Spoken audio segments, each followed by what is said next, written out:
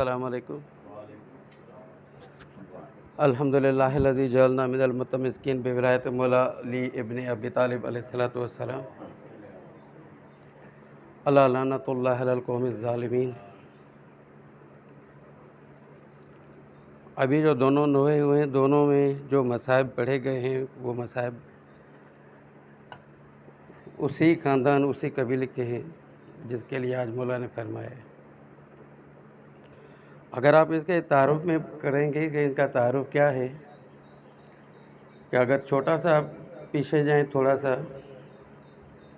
فتح مکہ کے بعد جب نبی مکرم صلی اللہ علیہ وآلہ وسلم مکہ معظمہ میں جب داخل ہو رہے ہیں تو جس نے مسلمان ہونا تھا وہ مسلمان ہو گئے۔ تو شاعر نے جو ایک جو ان کا جو شعر ہے یہ کہا ہے کہ اسلام کے خلاف جو کچھ نہ کر سکے تو انہوں نے کلمہ پڑھ لیا۔ تو یہ وہی خاندان ہے جس نے دل سے نہ تو اسلام کو قبول کیا تھا اور نہ اپنی دشمنیاں ختم کی، نہ دل سے کوئی کینے اور کدورتیں نکالی۔ تو مولا نبی مکرم صلی اللہ علیہ وسلم نے ان کو آزاد کیا تھا۔ ان کو کہا تھا کہ یعنی کہ وہ جب کھڑے تھے تو انہوں نے یہی سوچا تھا کہ اب ہماری بھی باری ہے، ہمیں بھی سزا دی جائے گی۔ تو نبی مکرم صلی اللہ علیہ وسلم نے فرمایا کہ آپ لوگ آزاد ہو۔ یعنی کہ آزاد ایک لفظ ہے کہ باضمیر انسان کے لیے ایک بڑا خطرناک لفظ ہے، کہ یعنی کہ اگر آپ کسی کو سزا دیں یا چھوڑ دیں، معاف کر دیں، معاف نہیں کیا، آزاد کر دیا۔ اور یہی جو لفظ تھا، یہی لفظ جب دربار یزید میں بی بی زینب سلام اللہ علیہ وہاں پہ پہنچتی ہیں اور وہ بڑے اپنی طاقت کے غرور میں نشے میں تھا، تو یہی وہ غرور تھا جو ان کو لے ڈوبا ہے، جو ان کے زوال کا سبب ہوا کہ ہمیں تو کچھ نہیں کوئی کر سکتا۔ جب اس نے سب حرب آزما لیے اور جب اس نے کہا کہ یزید نے کہا کہ بی بی زینب سلام اللہ علیہ کو اور مولا سجاد علیہ السلام کو روبرو ہو کے کہ دیکھا اللہ نے آپ لوگوں کے ساتھ کیا کیا، تو بی بی اس وقت بھی فرماتی ہیں کہ ما ریت الا جمیلا، یعنی کہ اللہ پاک جمیل ہے، ہمیں اس کے یعنی کہ جمال میں ہی سب کچھ نظر آتا ہے، ہمیں اللہ پاک سے کوئی شکوہ نہیں ہے۔ مقصد یہ ہے کہ جب وہاں پہ اختیارات وہ اپنے دبدبے میں بیٹھا ہے تو بی بی سلام اللہ علیہ سے کہتی ہے کہ تمہارے کون سے اختیارات ہیں؟ تو کیا تم جو گھوڑے کی یہ سونگوں کی آوازیں آ رہی ہیں، جو ان کے ہننا کی آوازیں آ رہی ہیں، جو ان کے گلے میں جو بیل بندھے ہوئے ہیں ان کے جو ہلنے سے وہ ان کی آوازیں آ رہی ہیں، کیا وہ تم ختم کر سکتے ہو، ان کو خاموش کروا سکتے ہو؟ کیا یہ جو روشن دان سے روشنی آ رہی ہے، ہوا آ رہی ہے، تم اسے روک سکتے ہو؟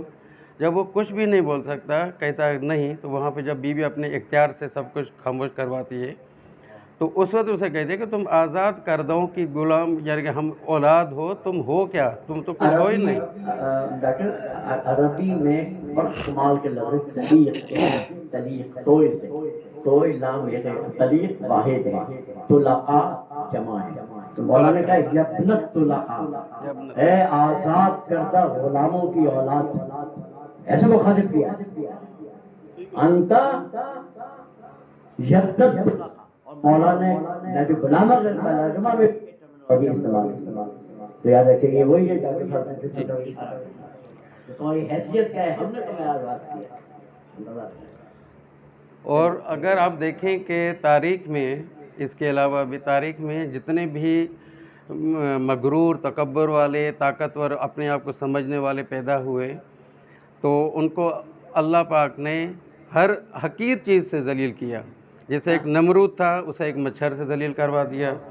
فرعون تھا، اسے بنی اسرائیل کی قوم سے ذلیل کروا دیا۔ جیسے جالوت اور طالوت کا قصہ آتا ہے تو اس میں بھی ایک جوان نکلتا ہے جو حضرت داؤد علیہ السلام ہے، وہ دیکھنے میں اس وقت کمزور ہے ان کے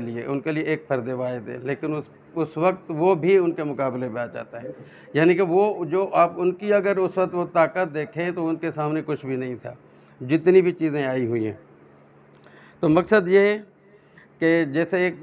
جو چھوٹی سی مثال بھی دی جاتی ہے کہ آپ اگر باہر کتنے بھی پتھر پڑے ہوں، راستہ کتنا بھی دشوار ہو، کتنے بھی وہاں پہ کانٹے پڑے ہوں، آپ ان سے گزر کے جا سکتے ہو، لیکن ایک وہی چھوٹا سا کنکر اگر آپ کے جوتے کے اندر آ جائے تو وہ آپ کو کتنی تکلیف دے سکتا ہے، آپ 5 منٹ نہیں چل سکتے جب تک اسے نکالے نہیں۔ تو اب یہی ہے کہ جب آپ یعنی کہ باہر والوں سے بیرونی جتنی بھی آپ کی قوتیں ہیں، جو آپ کے مخالف قوتیں ہیں، جو آپ کے ساتھ لڑ رہی ہیں، آپ ان کا تو مقابلہ کر سکتے ہیں۔ جب اندرونی کوئی آپ کے اندر مسائل پیدا ہو جائے نا، تب آپ کو پتہ چلتا ہے کہ جو اندرونی خلفشار ہوتے ہیں تو وہ کتنے خطرناک ہوتے ہیں۔ وہ چھوٹے چھوٹے ہوتے ہیں، بظاہر باہر والے کو بندہ بتا بھی نہیں سکتا، اور وہ بہت خطرناک ہوتے ہیں۔ تو یہی یہاں پہ ہوا ہے کہ جیسے یہاں پہ ظلم کی دوڑ تھی، اور مولا نے فرما دیا کہ یہ جب ظلم کے دوڑ میں ہوں گے، ان میں اپنا انتشار پھیلے گا جو اندرونی ہوگا، اور جیسے ہم ایک جو چھوٹی سی کہاوت میں کہتے ہیں کہ لوہے پہ اسے چوٹ ماریں جب وہ گرم ہو، تو جب انہوں نے دیکھا یعنی کہ وہی ہے کہ اندر والا ملوث نہ ہو تو باہر والا کچھ نہیں کر سکتا۔ ان کے ساتھ اندر والے ملے ہوئے تھے، ان کے ساتھ باہر والے ملے ہوئے تھے، اور باہر والے وہ ملے ہوئے تھے جن سے وہ توقع ہی نہیں کر سکتے تھے کہ ہماری کوئی حکومت کا تختہ یہ پلٹیں گے، تو وہ انہوں نے کر کے دکھایا۔ اب صرف یہی بات ہے کہ جیسے ہم یہ باتیں تو کر رہے ہوتے ہیں کہ بھائی مولا نے یہ لکھا، مولا کے یعنی یہ ہوا کہ بنو یا کیا تحقیق ہو گئی۔ اب یہ نہج البلاغہ ہم سے کیا توقع کر رہا ہے، ہم سے کیا تقاضا ہے؟ یعنی قول کی روح اگر ہم دیکھیں تو مثال ہمیشہ یا تو کسی اچھی اور عظیم اور ایک طاقتور چیز کی دی جاتی ہے، یا تو کسی غلیظ کی دی جاتی ہے۔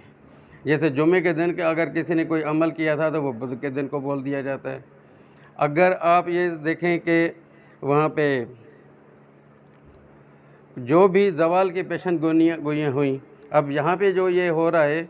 کہ بھائی یہ آپ نے جو یعنی کہ ابھی غلط انہوں نے کیا، تو اس کے بعد ہمارے لیے کیا ہے وہاں پہ؟ تو ہمیں یعنی کہ جتنی میں نے پچھلی اب یہ مثالیں گنوائی کہ بھائی نمرود تھا، حضرت ابراہیم علیہ السلام تھا، فرعون تھا، بنی اسرائیل تھے، یہ تھے، مولا نے اسی کو کیوں چوز کیا کہ بنو امیہ والے کے کیا تھے، اور بنو امیہ والوں کا تختہ کیسے پلٹا جائے گا؟ وہ تو وہی مولا تو کسی اور کی بھی مثال دے سکتے تھے۔ تو میرے حساب سے تو یہ ہے کہ جتنے پہلے سے گزرے ہیں ان میں اگر غلیظ ترین گزری ہے تو یہ بنو امیہ قوم گزری ہے، تو اسی میں یعنی کہ یہ آج کے لیے بھی یہ ہمارے لیے کہ جیسے مولا حسین علیہ السلام کا قول ہے کہ مجھ جیسا تجھ جیسے کی، کہ یعنی کہ اب ہمارے سامنے اگر ہم مولائی ہیں، اگر ہم حسینی ہیں، ہم اگر اپنا کردار صحیح رکھنا چاہتے ہیں، جیسے عیسیٰ مہدی نے بھی آیت کا ترجمہ کیا کہ اگر آپ یعنی کہ مسلمان ہو گئے یا ایمان لیا تو یعنی کہ کافی ہو گیا، نہیں، ابھی تو یعنی کہ امتحان باقی ہیں۔ تو اگر ہمیں امتحانوں پہ رہنا ہے تو ہمیں پھر جیسے مولا جعفر صادق علیہ السلام کا قول ہے کہ اگر آپ کے ایک بستی ہو اور اس میں لاکھوں گھر ہوں، اور اس میں اگر کوئی بھی انگلی اٹھا کے اچھا بولے، کردارن ہو یا آپ کے گفتارن ہو، تو وہ ہمارا شیعہ ہونا چاہیے۔ تو یعنی کہ آج ضرورت ہے کہ ہم اپنے کردار کو صحیح کریں اور ہر ظالم جابر کو پہچانیں، کیونکہ آج جو ہماری حکومت بھی بیٹھی ہوئی ہے، اگر اب دور حاضر میں بات کریں، جو حکومت بیٹھی ہوئی ہے اس نے کتنا میڈیا کو مینیج کیا ہوا ہے، یعنی کہ ان کی تعریف کے علاوہ کچھ ہو نہیں سکتا، اور جس کو بے گناہ 3 سال سے بند رکھا ہوا ہے اس کی تصویر بھی نہیں آ سکتی۔ تو یعنی کہ اس وقت سوچیں، نہ بھی نہیں آ سکتا، نام تک نہیں آ رہا ہے، بانی کا لفظ استعمال ہو رہا ہے، ان کے پاس کہنے کیا ہو گیا بانی، ہاں آپ دیکھیں نام تک نہیں آنے دے رہا ہے، نام سے اتنی خوف زدگی ہے، یہی تو فتح ہے۔ تو پھر سوچیں وہ دور جب مولا کو ضربت لگتی ہے مسجد میں، تو شامیوں کے دماغ کو کتنا یعنی کہ ان کو دماغ کے سافٹ ویئر کو اتنا یعنی کہ غلیظ کیا ہوا تھا کہ وہ لوگ شامی کہہ رہے تھے کہ علی مسجد میں کیوں گئے تھے، یعنی کہ اس سے زیادہ کیا ہوگا؟ آج کے دور میں اگر 2 ہفتے 3 ہفتے کی بات آپ لے لیں تو اس میں ایک آگے کہ داماد رسول، یہ جو داماد علی، ایک جو یعنی کہ نئی جو ایک بحث یہ کچھ سالوں سے چھڑ رہی ہے، تو یعنی کہ وہ بھی اس میں بھی یہی مکالمہ ہو رہا ہے کہ بھائی پہلے بھی مولا کو ممبر پہ بیٹھ کے گالیاں دی جاتی تھیں، وہ دور آج بھی ہے۔ اللہم صلی علی محمد و علی محمد۔